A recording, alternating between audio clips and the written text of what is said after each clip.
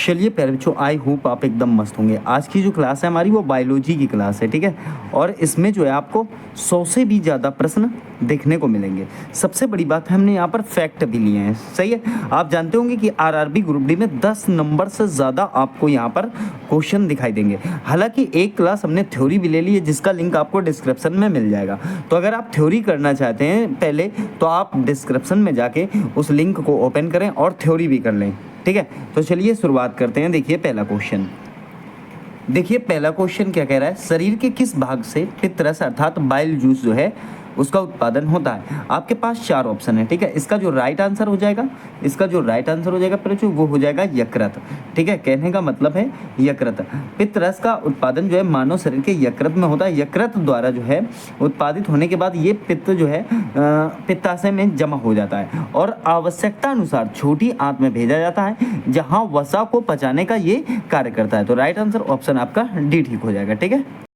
चलिए देखिए क्वेश्चन 2, मनुष्य की खोपड़ी में कितनी अस्थियां होती हैं, ठीक है। मनुष्य की खोपड़ी में कितनी अस्थियां होती हैं, इसका जो राइट आंसर हो जाएगा वो ऑप्शन सी हो जाएगा। कहने का मतलब है 22 अस्थियां होती हैं।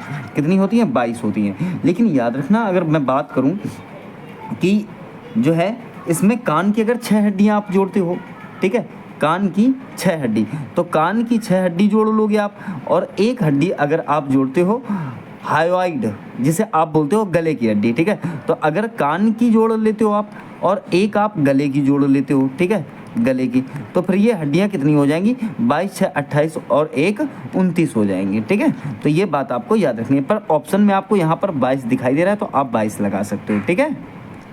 देखिए क्वेश्चन नंबर तीसरा, थर्ड, मनुष्य के शरीर में पसलियों के कितने जोड़े होते हैं। मनुष्य के शरीर में पसलियों के कितने जोड़े होते हैं? तो मनुष्य के शरीर में पसलियों के जो हैं आपके 12 जोड़े होते हैं, ठीक है। ट्रू रिप्स पहले 7 जोड़े जो सीधे छाती की स्टर्नम से जुड़े होते हैं, ठीक है। और फॉल्स रिप्स 8वें 9वें 10वें जोड़े जो सीधे स्टर्नम से नहीं बल्कि 7वीं पसली से जुड़े हुए होते हैं, ठीक है। तो इस प्रकार से आप इसे समझ सकते हो। देखिए क्वेश्चन नंबर 4, शरीर की सर्वाधिक प्रबल अस्थि किसमें होती है। शरीर की सर्वाधिक जो है प्रबल अस्थि किसमें होती है। देखिए 4 का जो राइट आंसर हो जाएगा वो हो जाएगा आपका जबड़े में, ठीक है। क्या हो जाएगा? जबड़े में। हालांकि अगर आप कुछ और तथ्य देखते हो तो आपको जांघ की फीमर भी जो है सर्वाधिक प्रबल दिखाई देगी, लेकिन आप जो है जबड़ा उत्तर लगाना, क्योंकि यही सर्वाधिक मान्य उत्तर है, ठीक है। वही बात करें क्वेश्चन नंबर 5 की। 5 में कहा गया है, कौन सी रचना पादप कोशिका को जंतु कोशिका से विभेदित करती है। कौन सी रचना पादप कोशिका को जंतु कोशिका से विभेदित करती है। 5 का जो राइट आंसर हो जाएगा वो हो जाएगा ये तीनों। कहने का मतलब है ऑप्शन आपका ये सभी हो जाएगा। कोशिका भित्ति, पर्णहरित और सेंट्रियोल तीनों जो हैं विभेदित करने का कार्य करती हैं। अगला क्वेश्चन देखेंगे। क्वेश्चन नंबर आ गया आपके पास 6 कह रहा है आपसे, किस कोशिकांग को आत्महत्या की थैली कहा जाता है। किस कोशिकांग को आत्महत्या की थैली कहा जाता है। 6 का जो राइट आंसर हो जाएगा वो हो जाएगा ऑप्शन बी। कहने का मतलब है लाइसोसोम को जो है आत्महत्या की थैली कहा जाता है। देखिए क्वेश्चन नंबर 7, डीएनए की द्विगुणित कुंडली का पता किसने लगाया था। डीएनए की द्विगुणित कुंडली का पता किसने लगाया था। 7 का जो राइट आंसर हो जाएगा वो हो जाएगा ऑप्शन ए, वाटसन एवं क्रिक ने। कहने का मतलब है डीएनए की द्विगुणित कुंडली का पता वाटसन एवं क्रिक ने लगाया था। क्वेश्चन नंबर 8 देखिएगा। 8 कहना चाहता है आपसे, डीएनए का प्रमुख कार्य क्या है। डीएनए का प्रमुख कार्य क्या है। आपके पास 4 ऑप्शन है। 8 का जो राइट आंसर हो जाएगा वो हो जाएगा आनुवांशिक क्रियाओं का संचालन करना ही जो है डीएनए का प्रमुख कार्य है। क्वेश्चन नंबर 9 देखेंगे। 9 में कहा गया है आरएनए पाया जाता है। कहने का मतलब है आरएनए किसमें पाया जाता है। 9 का जो राइट आंसर हो जाएगा वो हो जाएगा कोशिका द्रव्य। आरएनए जो है आपके कोशिका द्रव्य में पाया जाता है। क्वेश्चन नंबर 10 क्या कह रहा है, अनुवांशिकी का पिता किसे कहा जाता है। अनुवांशिकी का पिता किसे कहा जाता है। इसका जो राइट आंसर हो जाएगा वो हो जाएगा मेंडल। ऑप्शन आपका सी ठीक हो जाएगा। अनुवांशिकी का पिता जो है मेंडल को कहा जाता है। क्वेश्चन नंबर 11 क्या कह रहा है, मनुष्य में गुणसूत्रों की कुल संख्या कितनी होती है। 11 का जो राइट आंसर हो जाएगा वो हो जाएगा ऑप्शन ए। कहने का मतलब मनुष्य में जो गुणसूत्रों की संख्या होती है वो 46 होती है। क्वेश्चन नंबर 12 अर्थात 12, मनुष्यों में होने वाले अनुवांशिक रोग कौन से हैं। मनुष्यों में होने वाले अनुवांशिक रोग कौन से हैं। इसका जो राइट आंसर हो जाएगा वो हो जाएगा ऑप्शन डी। कहने का मतलब वर्णांधता भी होता है, हीमोफीलिया भी होता है और टर्नर सिंड्रोम भी होता है। तो ये तीनों जो है अनुवांशिकी रोग से संबंधित हैं। ऑप्शन आपका डी ठीक हो जाएगा।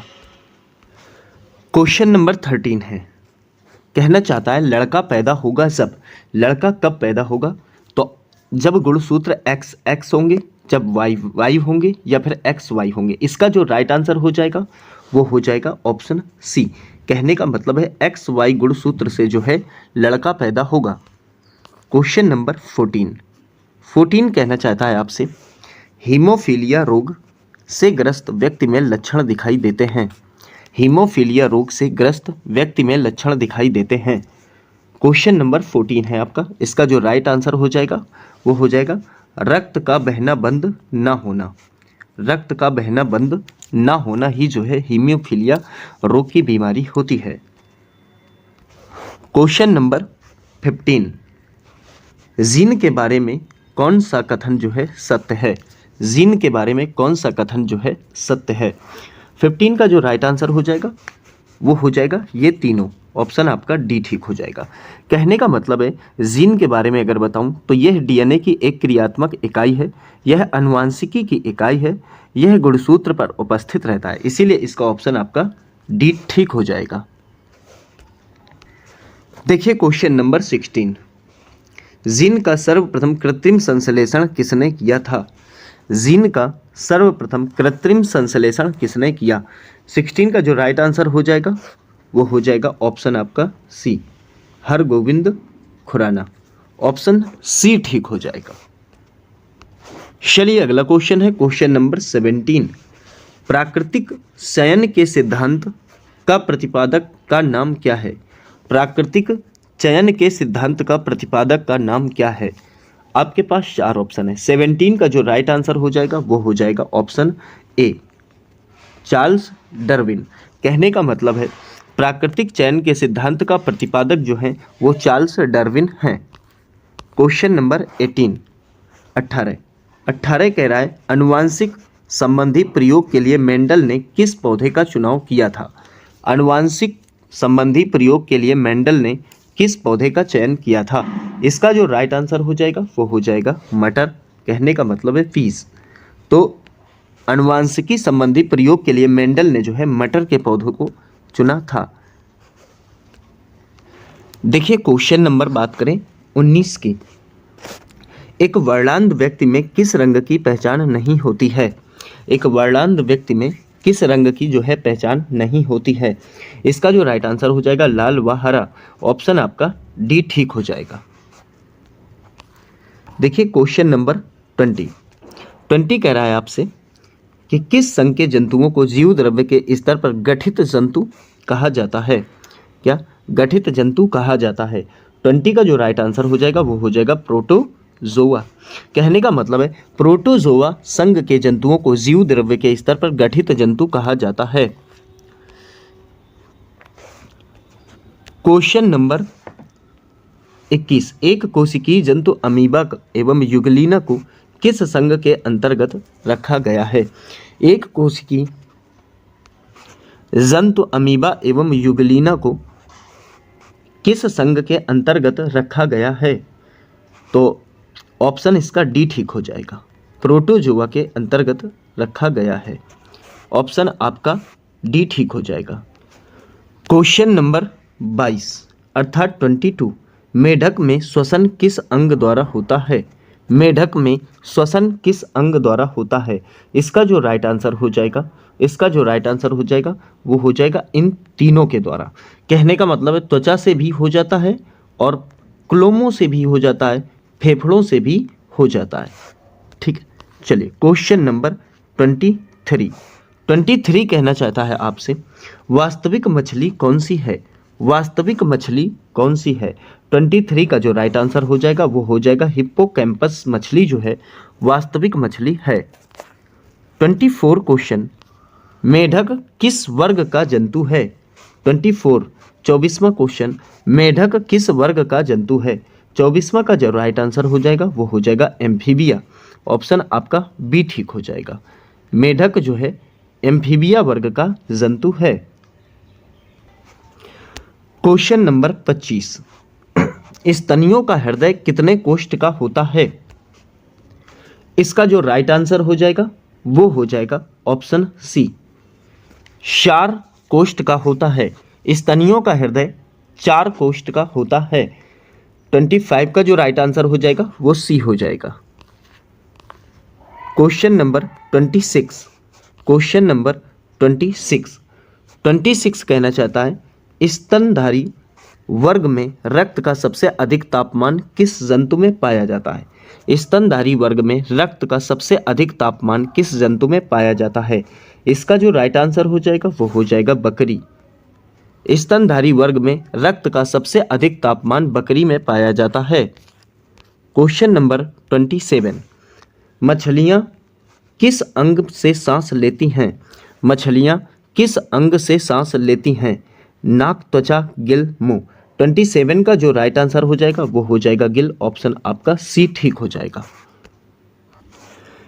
देखिए क्वेश्चन नंबर 28, सबसे बड़ा स्तनधारी का नाम क्या है?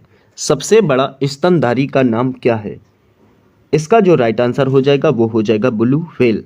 Blue whale. Question number 29, question number 29, विश्व का सबसे छोटा पक्षी कौन सा है? इसका जो राइट आंसर हो जाएगा वो हो जाएगा हमिंग बर्ड।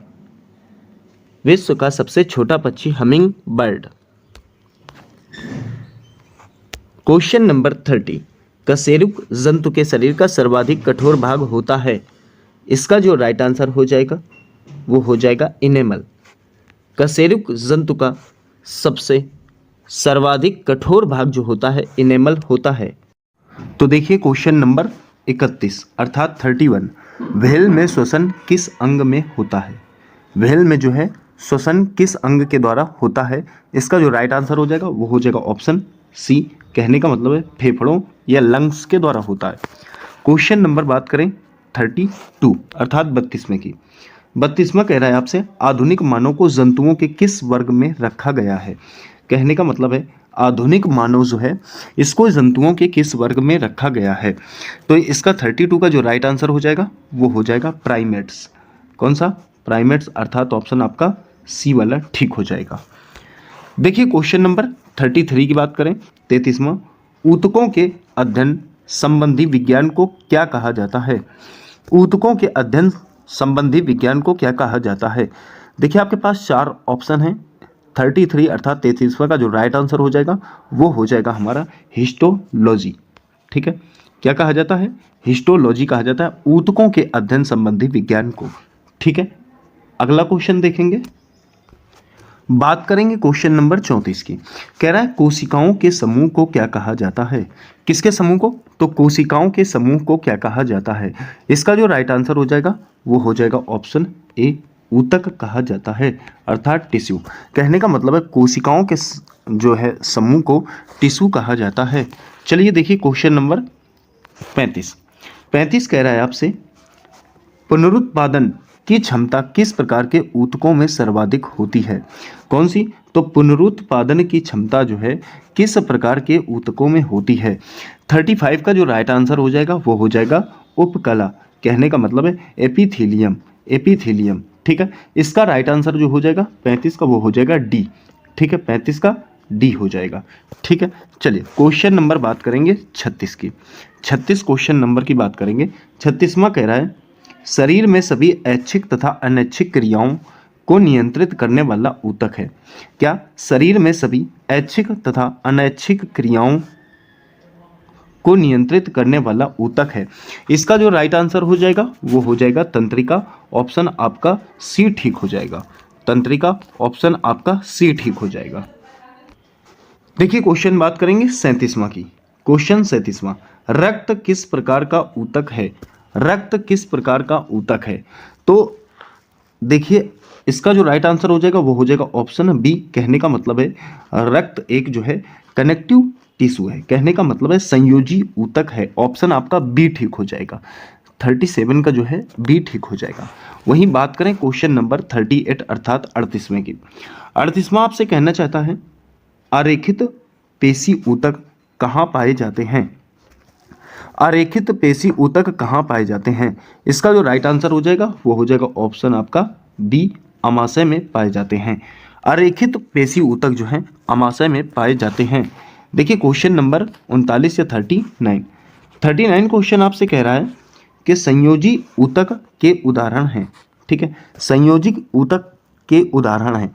39 का जो राइट आंसर हो जाएगा वो हो जाएगा, देखिए लिम्फ भी है, हड्डियां भी हैं और आपकी प्रोटीन भी है। लिम्फ, हड्डियां और प्रोटीन, ये जो तीनों हैं ये आपके संयोजी ऊतक के उदाहरण है, अर्थात ऑप्शन आपका डी वाला ठीक हो जाएगा, ऑल ऑफ दीज। देखिए क्वेश्चन नंबर 40 की बात करते हैं। 40 अर्थात 40, संकुचनशील ऊतक के नाम से जाना जाता है। संकुचनशील ऊतक के नाम से जाना जाता है। तो इसका जो राइट आंसर हो जाएगा वो हो जाएगा पेशी ऊतक। पेशी ऊतक अर्थात मसल टिश्यू, पेशिक ऊतक अर्थात मसल टिश्यू, अर्थात ऑप्शन आपका डी ठीक हो जाएगा। कहने का मतलब संकुचनशील ऊतक के नाम से पेशी ऊतक जाना जाता है। चलिए बात करेंगे क्वेश्चन नंबर 41 की। चेतना ऊतक किस प्रकार के ऊतक को कहते हैं? ठीक है, चेतना ऊतक किस प्रकार के ऊतक को कहते हैं? तो तंत्रिका ऊतक को जो है चेतना ऊतक के नाम से जाना जाता है। ऑप्शन आपका बी ठीक हो जाएगा। ठीक है, चलिए क्वेश्चन नंबर देखें 42 अर्थात 42 आपसे कहना चाहता है हीमोग्लोबिन पाया जाता है। हीमोग्लोबिन जो है किसमें पाया जाता है? तो हीमोग्लोबिन जो है लाल रक्त कणिकाओं में पाया जाता है। ऑप्शन आपका जो है बी ठीक हो जाएगा, अर्थात आरबीसी, रेड ब्लड कर्पसल्स में। ठीक है, चलिए तो बात करेंगे क्वेश्चन नंबर 43 की। किस ग्रंथि को मास्टर ग्रंथि कहा जाता है? किस ग्रंथि को मास्टर ग्रंथि कहा जाता है? 43 का जो राइट आंसर हो जाएगा वो हो जाएगा ऑप्शन सी। कहने का मतलब है पिट्यूटरी ग्रंथि को जो है मास्टर ग्रंथि कहा जाता है। ठीक है, चलिए क्वेश्चन नंबर 44 बात करें 44 की। तो 44 क्या कहना चाहता है? मानव शरीर में हड्डियों की संख्या कितनी होती है? तो इसका राइट आंसर हो जाएगा ऑप्शन बी। कहने का मतलब है 206 हड्डियां होती हैं, 206 हड्डियां होती हैं। वहीं अगर बात करें, अगर बच्चों की बात करें, जो चाइल्ड है, चाइल्ड की अगर बात करें तो चाइल्ड में जो बोन्स होती हैं वो 300 बोन्स होती हैं। ठीक है, चलिए क्वेश्चन नंबर 45 क्या कहना चाहता है? भोजन में उपस्थित शर्करा को माल्टोज में बदलने का कार्य कौन करता है? भोजन में उपस्थित शर्करा को माल्टोज में बदलने का कार्य कौन करता है? इसका जो राइट आंसर हो जाएगा वो हो जाएगा टाइलिन एंजाइम। ठीक है, जो हमारा एंजाइम होता है टाइलिन एंजाइम जो है भोजन में उपस्थित शर्करा को माल्टोज में बदलने का कार्य करता है। वहीं बात करें क्वेश्चन नंबर 46 की। भोजन का अवशोषण शरीर के किस अंग में होता है? भोजन का अवशोषण शरीर के किस अंग में होता है? तो 46वां का जो राइट आंसर हो जाएगा वो हो जाएगा छोटी आंत। कहने का मतलब है जो भोजन का अवशोषण होता है, जो भोजन का अवशोषण होता है वो शरीर के छोटी आंत में होता है। देखिए क्वेश्चन नंबर 47, मानव शरीर की सबसे बड़ी ग्रंथि है, मानव शरीर की सबसे लार्जेस्ट ग्लैंड है। इसका जो राइट आंसर हो जाएगा वो हो जाएगा यकृत। मानव शरीर की सबसे बड़ी ग्रंथि यकृत है। मानव शरीर की सबसे छोटी तो याद रखना आपकी कान में होती है, कान में, जिसे हम स्टेपिज बोलते हैं। क्या बोलते हैं? स्टेपिज। ठीक है, चलिए क्वेश्चन नंबर 48 या 48 कहना चाहता है आपसे कि इंसुलिन की कमी से उत्पन्न होने वाला रोग कौन सा है? इंसुलिन की कमी से उत्पन्न होने वाला रोग कौन सा है? 48 का जो राइट आंसर हो जाएगा वो हो जाएगा ऑप्शन सी, डायबिटीज। कौन सा हो जाएगा? डायबिटीज हो जाएगा। 49वां क्वेश्चन क्या कहता है? कौन पोषक पदार्थ शरीर को त्वरित ऊर्जा प्रदान करता है? कौन पोषक पदार्थ शरीर को त्वरित ऊर्जा प्रदान करता है? 49 का जो राइट आंसर हो जाएगा वो हो जाएगा option D, carbohydrate. Option D जिसका नाम है कार्बोहाइड्रेट। वहीं क्वेश्चन नंबर बात करें 50 की, 50 क्या कहना चाहता है, अर्थात 50वां क्वेश्चन क्या कहना चाहता है, शरीर में गैसों का विनिमय किस अंग में होता है, शरीर में गैसों का विनिमय किस अंग में होता है। क्वेश्चन नंबर 50 का जो राइट आंसर हो जाएगा वो हो जाएगा ऑप्शन बी फेफड़ा, ऑप्शन बी फेफड़ा जिसे आप लंग कहते हो। राइट आंसर क्वेश्चन क्या कह रहा है 51 देखिए, वृक्क की कार्यात्मक इकाई है, वृक्क की कार्यात्मक इकाई है, इसका जो राइट आंसर हो जाएगा वो हो जाएगा नेफ्रॉन, ऑप्शन आपका बी ठीक हो जाएगा, ऑप्शन आपका बी ठीक हो जाएगा। चलिए बात करेंगे क्वेश्चन नंबर 52 अर्थात 52 की, नाइट्रोजनी उत्सर्जी पदार्थों में सबसे अधिक मात्रा में पाया जाता है, नाइट्रोजनी उत्सर्जी पदार्थों में सबसे अधिक मात्रा में पाया जाता है। तो 52 का जो राइट आंसर हो जाएगा वो हो जाएगा ऑप्शन डी, कहने का मतलब है यूरिया। कौन सा पाया जाता है, यूरिया। नाइट्रोजनी उत्सर्जी पदार्थों में सबसे अधिक मात्रा में यूरिया पाया जाता है, ऑप्शन आपका डी ठीक हो जाएगा। वहीं क्वेश्चन नंबर 53 की बात करें, 53 की, तो मानव शरीर में पिट्यूटरी ग्रंथि स्थित होती है, मानव शरीर में पिट्यूटरी ग्रंथि स्थित होती है, इसका जो राइट आंसर हो जाएगा वो हो जाएगा मस्तिष्क में अर्थात ब्रेन में, ठीक है, किसमें, तो ब्रेन में। मानव शरीर में पिट्यूटरी ग्रंथि जो है ब्रेन में स्थित होती है, ठीक है। वहीं क्वेश्चन नंबर 54 की बात करें, 54 की, तो 54 कह रहा है आंख में किस भाग के नष्ट होने पर आंखों की रोशनी समाप्त हो जाती है, आंख में किस भाग के नष्ट होने पर जो है आंखों की रोशनी समाप्त हो जाती है। 54 का जो राइट आंसर हो जाएगा वो हो जाएगा ऑप्शन सी कॉर्निया, 54 का जो राइट आंसर हो जाएगा ऑप्शन सी कॉर्निया। देखिए क्वेश्चन नंबर 55 की बात करें, लाल रक्त कण का निर्माण कहाँ होता है, आरबीसी का निर्माण जो है कहाँ होता है, अर्थात रेड ब्लड कर्पसल्स का निर्माण कहाँ होता है। 55 का जो राइट आंसर हो जाएगा, 55 का जो राइट आंसर हो जाएगा वो हो जाएगा रेड बोन मैरो, अर्थात ऑप्शन बी लाल अस्थि मज्जा में होता है, ठीक है। वहीं बात करें क्वेश्चन नंबर 56 की, कशेरुक दंड में हड्डियों की कुल संख्या पाई जाती है, कशेरुक दंड में हड्डियों की कुल संख्या पाई जाती है। तो 56 का जो राइट आंसर हो जाएगा वो हो जाएगा ऑप्शन डी 33, कशेरुक दंड में जो है हड्डियों की कुल संख्या 33 होती है। चलिए क्वेश्चन नंबर 57 देखिए, 57 कहना चाहता है आपसे शरीर की सबसे लंबी हड्डी कौन सी है, शरीर की सबसे लंबी हड्डी कौन सी है, इसका जो राइट आंसर हो जाएगा वो हो जाएगा फीमर, शरीर की सबसे लंबी हड्डी जो है जांघ की होती है फीमर, ठीक है। चलिए देखिए क्वेश्चन नंबर 58 मानव शरीर में रक्त कहाँ शुद्ध होता है, मानव शरीर में जो है रक्त कहाँ शुद्ध होता है। तो 58 का जो राइट आंसर हो जाएगा वो हो जाएगा आपका वृक्क, कहने का मतलब है वृक्क में शुद्ध होता है, जो हमारा रक्त होता है वो वृक्क में शुद्ध होता है, 58 का सी हो जाएगा। वहीं बात करें क्वेश्चन नंबर 59 कहना चाहता है कि मनुष्य के हृदय का स्पंदन 1 मिनट में कितनी बार होता है, मनुष्य के हृदय का स्पंदन 1 मिनट में कितनी बार होता है, इसका जो राइट आंसर हो जाएगा वो हो जाएगा option A 72 second, 72 bar, sorry 1 minute में 72 बार होता है, ठीक है। चलिए क्वेश्चन नंबर 60 अर्थात 60 कह रहा है किस रक्त समूह को सर्वदाता कहा जाता है, किस रक्त समूह को सर्वदाता कहा जाता है, इसका जो राइट आंसर हो जाएगा वो हो जाएगा ओ, ठीक है।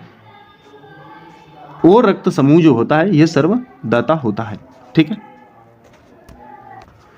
वहीं क्वेश्चन नंबर 61 कह रहा है किस ब्लड ग्रुप को सर्वग्राही कहा जाता है, इसका जो राइट आंसर हो जाएगा 61 का जो राइट आंसर हो जाएगा वो हो जाएगा ऑप्शन सी, कहने का मतलब है ए बी रक्त समूह जो होता है वो सर्वग्राही होता है, ए बी रक्त समूह जो होता है वो सर्वग्राही होता है। क्वेश्चन नंबर 62 या 62 की बात करें, विटामिन डी का रासायनिक नाम क्या है, विटामिन डी का जो है रासायनिक नाम क्या है, तो उसका है कैल्सीफेरॉल, ठीक है। विटामिन डी का जो रासायनिक नाम है वो है कैल्सीफेरॉल। वहीं क्वेश्चन नंबर 63 की बात करेंगे, कौन सा सुमेलित नहीं है, ठीक है। क्वेश्चन नंबर 63 कौन सा युग्म जो है सुमेलित नहीं है, 63 का जो राइट आंसर हो जाएगा वो हो जाएगा विटामिन के, टोकोफेरॉल, टोकोफेरॉल, अर्थात विटामिन के जो है वो सुमेलित नहीं है। आगे देखिए क्वेश्चन नंबर 64 64 मानव शरीर में आयोडीन की कमी से उत्पन्न रोग है। मानव शरीर में आयोडीन की कमी से कौन सा रोग उत्पन्न हो जाता है? इसका जो राइट आंसर हो जाएगा वो हो जाएगा ग्वाइटर। ऑप्शन आपका ए ठीक हो जाएगा। कहने का मतलब है मानव शरीर में अगर आयोडीन या नमक की मात्रा कम हो जाती है तो ग्वाइटर रोग होने की संभावना बनी रहती है। चलिए क्वेश्चन नंबर बात करें 65 कौन सा युग्म जो है सुमेलित नहीं है? ठीक है, तो कौन सा युग्म जो है सुमेलित नहीं है? 65 का जो राइट आंसर हो जाएगा वो हो जाएगा विटामिन डी नपुंसकता। देखिए विटामिन ए से रतौंधी हो जाती है, विटामिन बी से बेरी बेरी, विटामिन सी से स्कर्वी, ये तीनों ठीक हैं।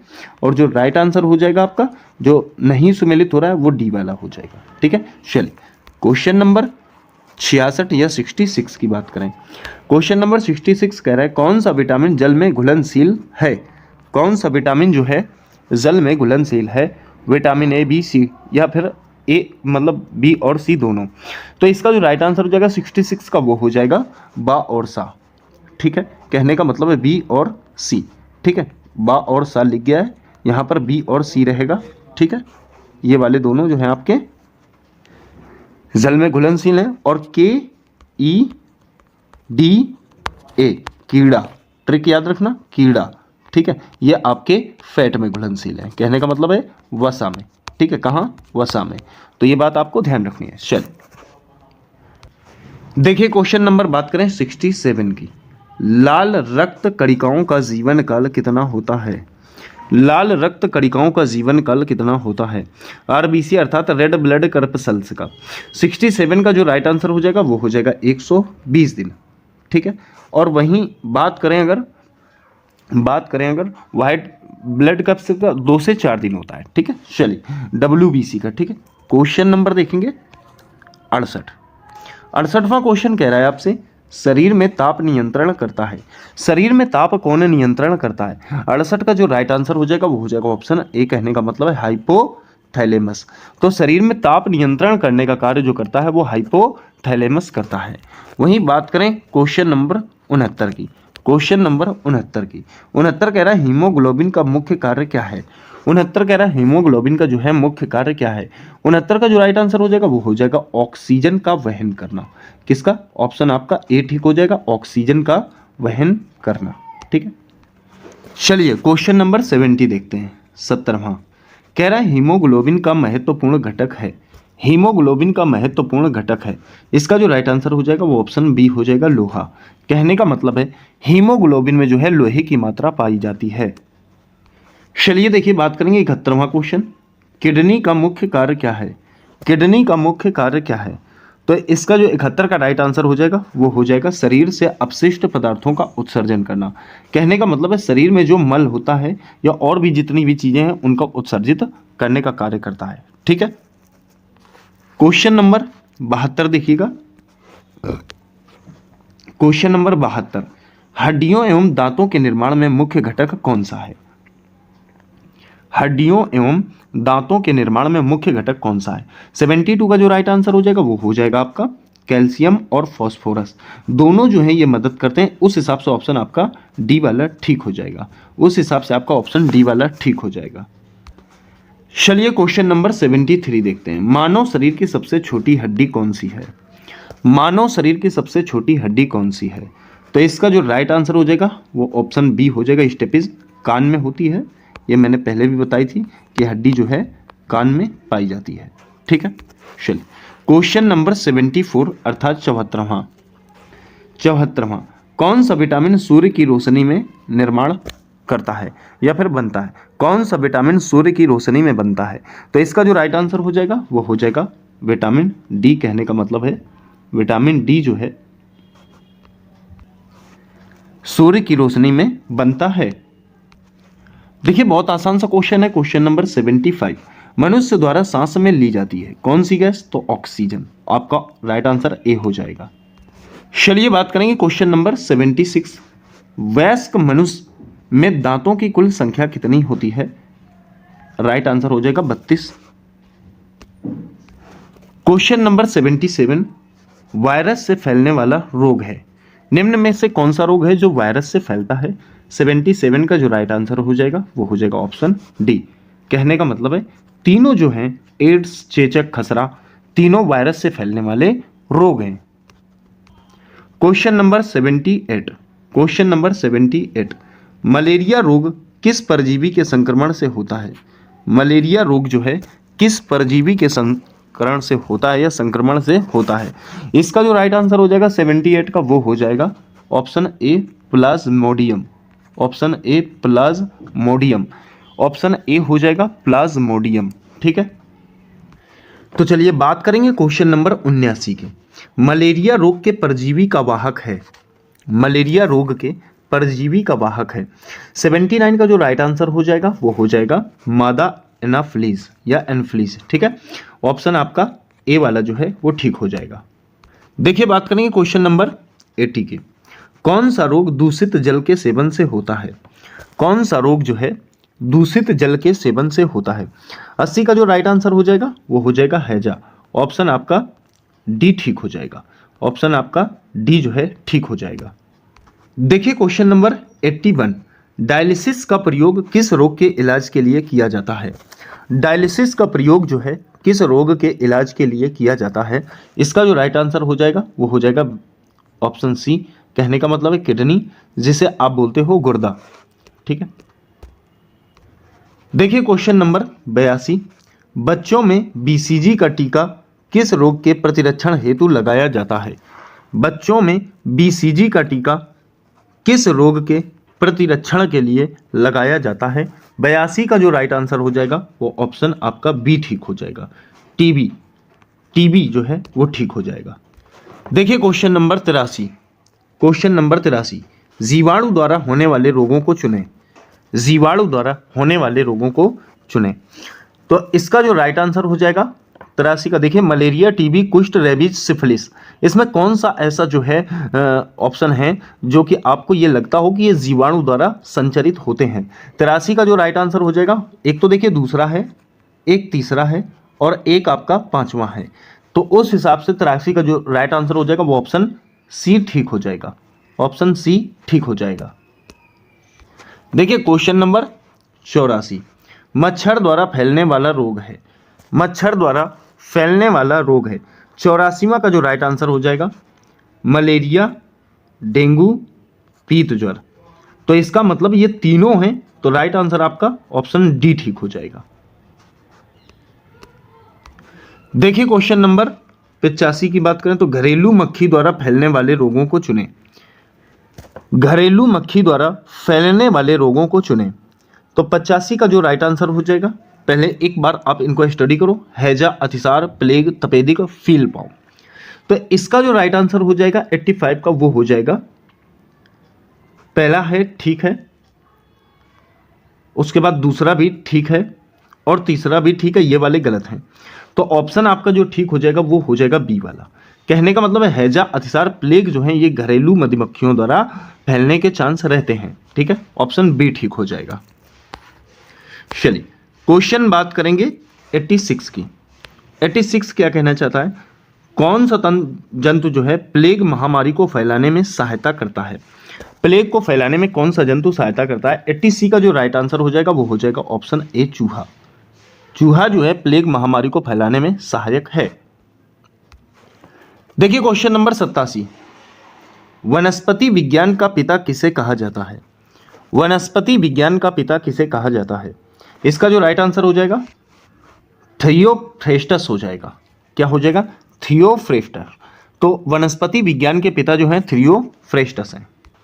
क्वेश्चन नंबर 88, शैवालों के अध्ययन संबंधी विज्ञान को क्या कहा जाता है? शैवालों के अध्ययन संबंधी विज्ञान को क्या कहा जाता है? Mycology, phycology, virology, botany. 88 का जो राइट आंसर हो जाएगा वो हो जाएगा ऑप्शन बी, कहने का मतलब है फाइकोलॉजी। शैवालों के अध्ययन को हम फाइकोलॉजी कहते हैं। ठीक है, चलिए देखिए वहीं बात करें कवकों के अध्ययन को क्या कहा जाता है? 89 का जो राइट आंसर हो जाएगा वो हो जाएगा माइकोलॉजी। ऑप्शन आपका सी ठीक हो जाएगा। विषाणु की खोज किसने की? 90, विषाणु की खोज जो है किसने की? तो 90 का जो राइट आंसर हो जाएगा वो हो जाएगा इवानोविस्की। कहने का मतलब है इवानोविस्की ने जो है विषाणु की खोज की थी। देखिए क्वेश्चन नंबर 91, सजीव एवं निर्जीव के बीच की कड़ी किसे कहा जाता है? सजीव एवं निर्जीव के बीच की कड़ी किसे कहा जाता है? 91 का जो राइट आंसर हो जाएगा वो हो जाएगा ऑप्शन बी, वायरस। ठीक है, वायरस को जो है सजीव एवं निर्जीव के बीच की कड़ी को कहा जाता है। ठीक है, चलिए क्वेश्चन नंबर 92 देखेंगे। क्वेश्चन नंबर 92 क्या कह रहा है? बैक्टीरिया की खोज किसने की? बैक्टीरिया की खोज किसने की? इसका राइट आंसर हो जाएगा एंटोनी वॉन ल्यूवेनहॉक ने की। बैक्टीरिया की खोज जो है एंटोनी वॉन ल्यूवेनहॉक ने की थी। Question number 93, question number 93, rabies के टीके की खोज किसने की थी? रेबीज के टीके की खोज किसने की थी? ऑप्शन डी ठीक हो जाएगा, लुई पाश्चर ने। ऑप्शन डी ठीक हो जाएगा, रेबीज के टीके की खोज जो है लुई पाश्चर ने की थी। क्वेश्चन नंबर 94, पाश्चुराइजेशन के बारे में कौन सा कथन जो है सत्य है? पाश्चुराइजेशन के बारे में कौन सा कथन सत्य है? 94 का जो राइट आंसर हो जाएगा, देखिए लुई पाश्चर ने इस विधि को ईजाद किया या शुरू किया, क्या पहला ठीक है? हाँ, तो ये वाला भी ठीक हो जाएगा। इस विधि से दूध की कुछ दिनों तक, हाँ ये भी ठीक है। इस विधि में दूध को सुरक्षित रखने के लिए 62.8 डिग्री सेंटीग्रेड पर 30 मिनट तक गर्म किया जाता है, ये भी ठीक है। ऑप्शन आपका डी वाला ठीक हो जाएगा। कहने का मतलब है पाश्चुराइजेशन के बारे में तीनों जो कथन है ये आपके ठीक है। चलिए क्वेश्चन नंबर 95, टीबी के टीके की खोज किसने की थी? टीबी के टीके की खोज किसने की थी? इसका जो राइट आंसर हो जाएगा वो हो जाएगा आपका रॉबर्ट कोच। टीबी के टीके की खोज जो है रॉबर्ट कोच ने की थी। वहीं बात करें क्वेश्चन नंबर 96 की, कौन सा पौधा कवक एवं शैवाल का परस्पर संबंध दर्शाता है? कौन सा पौधा कवक एवं शैवाल का जो है परस्पर संबंध दर्शाता है? 96 का जो राइट आंसर हो जाएगा वो हो जाएगा आपका ऑप्शन ए, लाइकेन। लाइकेन जो है कवक एवं शैवालों के बीच जो है परस्पर संबंध दर्शाता है। चलिए बात करेंगे क्वेश्चन नंबर 97 की, किस पौधे की पत्ती में जड़ पाई जाती है? किस पौधे की पत्ती में जो है जड़ पाई जाती है? इसका जो राइट आंसर हो जाएगा वो हो जाएगा ब्रायोफाइलम। ठीक है, ऑप्शन आपका सी ठीक हो जाएगा। कौन सा? ब्रायोफाइलम। ऑप्शन आपका सी ठीक हो जाएगा। चलिए देखिए क्वेश्चन नंबर 99 कह रहा है आपसे, शुष्कोद्भिद लक्षण वाला पौधा है। शुष्कोद्भिद लक्षण वाला पौधा है। 99 का जो राइट आंसर हो जाएगा वो हो जाएगा नागफनी। ऑप्शन आपका ए वाला ठीक हो जाएगा। क्वेश्चन नंबर 100 है, पौधों में प्रकाश संश्लेषण पत्तियों के किस भाग में संपन्न होता है? तो इसका जवाब आप हमें कमेंट बॉक्स में देंगे। ठीक है, कहाँ देंगे? आप कमेंट बॉक्स में इसका जवाब दीजिएगा, मुझे इंतजार रहेगा आपके जवाब का। तो चलिए मिलेंगे नेक्स्ट वीडियो में।